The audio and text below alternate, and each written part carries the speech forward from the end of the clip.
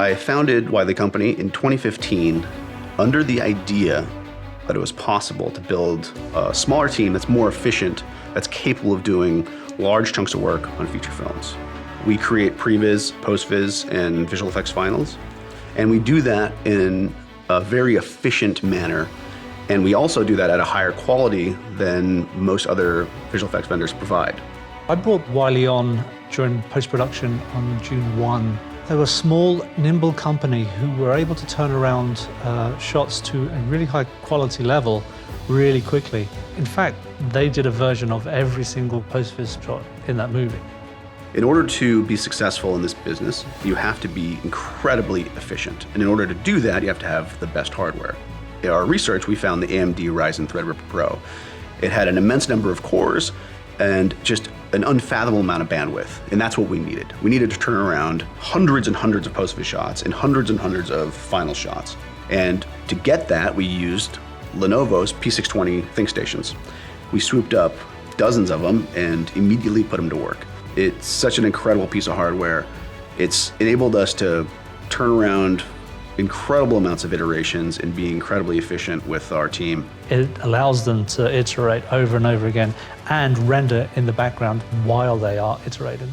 In post-vis, it's all about the turnaround, and because you get direct feedback from the director, he's kind of expecting it to see either later in the day or the next day. So one of the sequences we were tasked with in Dune was the 100 Secret sequence. Timothée Chalamet had to basically interact with a hologram. It's actually quite a difficult thing to achieve. We had modeled the holographic bush in 3D and had sliced it up into multiple slices so that as he moved forwards or backwards, a different slice would actually be projected onto him. What it gave us was like all this beautiful light on Timothy's body.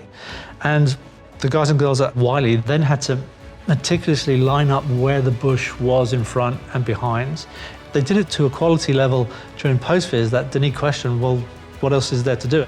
So then Wylie finished off the sequence, and it was so well done that they were nominated for a VES award for that particular sequence. For consistency on Dune 1, we were chosen as the main Blue Eye vendor.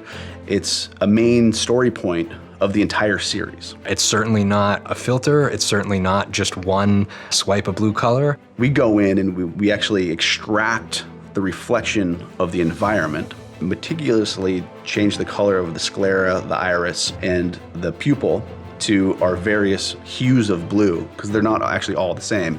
And then we reapply the room reflections. And this is for every single eye that we turn blue in the entire film. We did an absolute staggering amount of blue eyes. And with the Lenovo P620, we saw enormous difference right away in just the amount of iterations that we were able to output and get in front of the director, in front of the supervisor, to get the approvals that we needed to move forward. On this movie, you never had that we'll fix it in post attitude from anybody. From the blue eyes to the crashing spaceships to like being out in the desert, you know, it just had to feel real. And, you know, working with this team and working with Wylie allowed us to achieve that goal. It's fantastic to be recognized for the work we did, and you know, it was a fantastic night at the Academy with like so many people winning. Seeing Paul and Bryce get that Oscar for Best Visual Effects, to say it was a cherry on top of the cake isn't even close. At the end of Dune 1 production, we finished close to 300 post-vis shots. We took on an additional 900 or so finals. Duneei even said it was the best post experience he's had on a movie. And I was so happy with the way everything worked out that I joined Wylie Co. Our relationship with AMD and Lenovo has really flourished in the past couple of years.